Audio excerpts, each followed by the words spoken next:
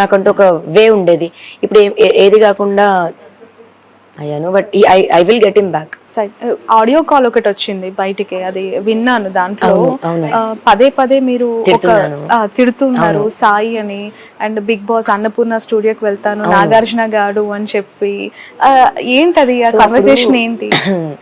నాకు తెలిసి అది ఎందుకు జరిగి ఉంటది అంటే, అతను నువ్వు ఎక్కడికన్నా వెళ్ళు, నేను చూసుకుంటాను ఇది అని కొంచెం ఇట్లా కేర్లెస్గా తీస్తున్నాడు అనమాట. అప్పుడు నాకు ఇంకా అది చాలా కోపం మీద వస్తుంది.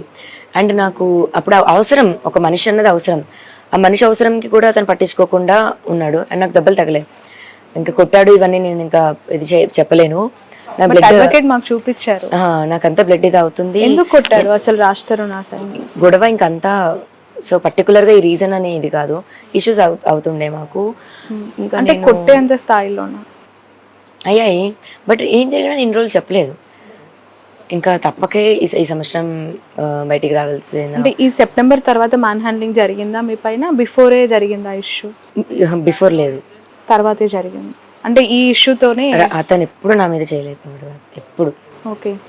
ఇంకా నేనే కొట్టేదాన్ని. కానీ నాకంటే 6 months చిన్న కదా, నాకు కొంచెం హక్కుగా నేను ఎక్కువ తీసుకునేదాన్ని. కానీ వాడెప్పుడు కొట్టలేదు.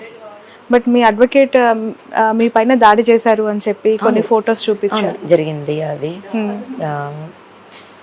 ఇష్యూస్ వల్ల మేము ఎక్కువ అయిపోయేవి. అంటే నేను I couldn't take that fact that he gonna leave me, నువ్వు పో అని అది తీసుకోలేకపోయేదాన్ని. ఇప్పుడు గొడవలో దీన్ని ఎగ్జాంపుల్ అలా మాట్లాడితే వాట్ డూ యూ మీన్ అన్నదానికి వెళ్ళిపో నువ్వు అన్న ఇది ఐ కుడెంట్ టేక్ దట్. అప్పుడు చాలా ఎక్కువ గొడవ పడే వాళ్ళం. ఓకే. సో ఇప్పుడు రాష్ట్రం సెటిల్మెంట్ చేసుకోమని చెప్పి మిమ్మల్ని ఫోర్స్ చేస్తున్నట్టు కూడా తెలుసు. నాకు సెటిల్మెంట్ వద్దండి, నేను దానికోసం నేను చేయట్లేదు. మరి అందరికీ నెగిటివ్గా ఎందుకు వెళ్ళి నేను సెటిల్మెంట్ మనీ కోసం చేస్తున్నాను ఇదంతా అని ఎందుకు రీచ్ అవుతుందో నాకు తెలీదు. నాకు ఏం ఆఫర్ చేశారు అంటే, ఇప్పుడు నేను డిపెండెంట్ అయ్యాను. ఇప్పుడు హౌస్ వైఫ్స్ అంటేనే ఇంకా డిపెండెంట్. అదే as I was not working, నాకు ఇంకా మనీ పే ఎక్కడి నుంచి వస్తుంది? He has to pay. ఇన్ని సంవత్సరాలు చేశాడు, మరి ఇవన్నీ గోస్ మరి నా పరిస్థితి ఏంటి అని అడుగుతాం. అప్పుడు దాంట్లోని హీ ఈజ్ లైక్ హౌస్ ఇస్తాను అండ్ 15 dogs and 4 cats ఉన్నాయి కాబట్టి వాటికి మెయింటెనెన్స్కి ఇస్తాను. బట్ అది కూడా మనం నలుగురిలో కూర్చొని మాట్లాడుకుంటేనే. అంటే ఆ కుక్కలు ఆ పిల్లలు కూడా మీరే చూసుకోవాలా? ఎందుకలా? అంటే వాడు నాతో పాటు వాటిని కూడా అబాండన్ చేసేసాడు. బికాజ్ మాల్వికి కుక్కలంటే నచ్చదంట. సో ఆ కుక్కల్ని చివరికి మీకు మిగిల్చి వాటికి పే చేస్తానని చెప్తున్నాను. ఓకే. ఎంతకాలం నుంచి కుక్కలు? డే 1 నుంచి ఉండేదా? లైఫ్ స్టార్ట్ అవ్వడం 2014 ఇలా మాది అయ్యిందో లేదో 3 నెలలకు అమ్మాయికి మరి కడుపు రావాలి, మరి తీసుకొచ్చి కుక్క పిల్లలు పెట్టాడు. అప్పటి నుంచి స్టార్ట్ అయిన కుక్క పిల్లలు. యా. ఎన్ని కుక్కలు ఉన్నాయి మొత్తం? 15 dogs and 4 cats. వాటన్నిటికీ మీరే మెయింటెనెన్స్ ఎవ్రీడే? నేను, తమ్ముడు అండ్ ఇంకొక అబ్బాయి ఉంటాడు వర్కర్, ముగ్గురం చేసుకుంటాం. అలా ఇప్పుడు ఈ 10 సంవత్సరాలు మాకు ట్రావెల్ అయిన పోనీ పనబ్బాయి పోనీ ఎవరిని అడిగినా చెప్తారు how we used to be అని. ఇప్పుడు ఆ కుక్కలు అంటే ఎఫెక్షనేట్ కదా టువర్డ్స్ రాజ్ తరుణ్ పట్ల కూడా ఎఫెక్షన్ చాలా. అసలు మీరు తన సోషల్ మీడియాలో డాగ్స్ ని చూసుంటే, ఫొటోస్ చూసుంటే కూడా తన పెట్స్ తో ఉన్నవి అన్ని ఉంటాయి. రైట్. పిల్లల్లాగే చూసుకున్నా. ఇండస్ట్రీ నుంచి ఎలాంటి సపోర్ట్ వచ్చింది మీకు లావణ్య? రాలేదండి ఇంకా, టు బి హానెస్ట్. ఎక్కడ సపోర్ట్ రాలేదు. హెల్ప్ కావాలనే కోరుకుంటున్నాను. మరి అతను వద్దు అన్నదానికి అతనికి వద్దు అన్నకు హెల్ప్ చేస్తున్నారు, మరి ఎందుకు చేస్తున్నారో తెలియదు. మరి నేను ఇన్ని సంవత్సరాలు ఉన్నాను, మరి నాకు కూడా హెల్ప్ చేయాలి. అండ్ మరి రాజా రవీంద్ర గారికి అంత కాంటాక్ట్స్ ఉన్నాయేమో, అటు సైడే సపోర్ట్ అంతా వస్తుందేమో.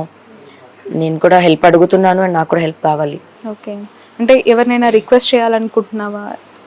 మీ అభిప్రాయం అంటే లైక్ ఈ టఫ్ సిచ్యువేషన్లో ఇండస్ట్రీ పర్సన్ కాబట్టి. నాకు శివుడు అంటే చాలా ఇష్టం అండి. అండ్ మళ్ళీ అదే విధంగా పవన్ కళ్యాణ్, మనుషుల్లో అయితే పవన్ కళ్యాణ్ నాకు చాలా ఇష్టం. ఆయన సీఎం అవ్వాలి అని అంటే ఒకరోజు అవుతాడు అని అయితే నాకు ఇట్లా ఫుల్ నమ్మకం ఉండేది. ఎంత తిట్టినా ఏది ఉన్నా సరే. మాకు వాట్సాప్ డీపీల్లో దగ్గర నుంచి కార్లో వెనకాల ఫోటోల వరకు కానీ, ఫస్ట్ సినిమా డే రిలీజ్ అయితే పేపర్లు ఎగరేయడం దగ్గర నుంచి అలానే స్టార్ట్ అయిన ఒకటి ఫేవరెట్ యాక్టర్ దగ్గర నుంచి ఆయన అంటే ఇది. డెఫినెట్గా ఆయన ఆఫీస్ వరకు మరి ఏమో తెలీదు, వెళ్ళి అడగాలని అయితే అనుకుంటున్నాను. పవన్ కళ్యాణ్ గారిని కలవాలనుకుంటున్నాను. అడగాలి అనుకుంటున్నాను. నాకు ఇలా వదిలేశాడు, నన్ను వదిలేసి పారిపోయాడు అని చెప్పాలనుకుంటున్నాను. Okay, right. ఫైనలీ ఎలాంటి స్టెప్స్ వేయబోతున్నారు? అంటే ఎటువైపు నుంచి న్యాయం జరుగుతుంది, ఎలా ముందుకెళ్ళాలి? రాజ్ తరుణే కావాలి, రాజ్ తరుణ్ కావాలి అనుకుంటే అటు నుంచి అంతే పుషప్ నాకు వద్దు అనే మాట కూడా వినిపిస్తుంది కదా. అంటే అదే అండి, ఇప్పుడు పవన్ కళ్యాణ్ గారు కూడా మ్యారేజెస్ అన్నవి 2-3 అట్లా అయి ఉంటాయి. బట్ ఐఎమ్ షూర్ ఆయన వాళ్ళ వైఫ్స్కి అంతే ఇంపార్టెన్స్ ఇచ్చి, అంతే వాల్యూ ఇచ్చి చూసుకొని ఉంటారేమో, బాధ్యతలు అయితే వదులుకొని ఉండరేమో. బట్ ఇక్కడ రాజ్ తరుణ్ నాకు అలా చేయలేదు కదా. నన్ను అబాండన్ చేసి, పిల్లల్ని అబాండన్ చేసి, మాకు తిండి కూడా, ఫుడ్ కూడా ఇవ్వకుండా అతను చేసిన పరిస్థితి అయితే ఉంది. సో ఇప్పుడు హెల్ప్ తీసుకోవాల్సిన అవసరం ఉంది. సో మీకు ఫుడ్ అంటే అలవెన్సెస్ కూడా లేదు, ఏమీ లేదు. ఓకే, మొత్తం ఒక్కసారిగా కట్ చేసేసాడు. అండ్ నెట్ఫ్లిక్స్, అమెజాన్ ఇవి ఏమైతే ఉంటాయో అకౌంట్స్లో నుంచి తీసేశాడు. ఎయిర్టెల్ ఫ్యామిలీ అంటే మొత్తం అనమాట, ఎవ్రీథింగ్ కట్ చేశాడు. Okay, right. ఉండాల్సిన మనిషి, ప్రొటెక్ట్ చేయాల్సిన మనిషి ఇలా చేశాడు. Right, ya, right. Thank you so much Lavanya, అండి. Wish all the best. ఇలాంటి Thank సిచ్యువేషన్ లో కొంత ధైర్యంగా ఉండాలి మీరు. ఎందుకు అనంటే చాలా మంది చూస్తూ ఉన్న వాళ్ళకి ఈ ట్రయాంగిల్ స్టోరీలో ఎవరిది తప్పు ఎవరిది రైట్ అనేది అర్థం కావడానికి కొంచెం టైం పడుతుంది, of course. But Raj Tarun చేసిన ఇన్సిడెంట్స్ అనేది మీలాంటి వాళ్ళు బయటకు వచ్చి చెప్తేనే కనిపిస్తాయి కాబట్టి. So wish all the best. Thank you.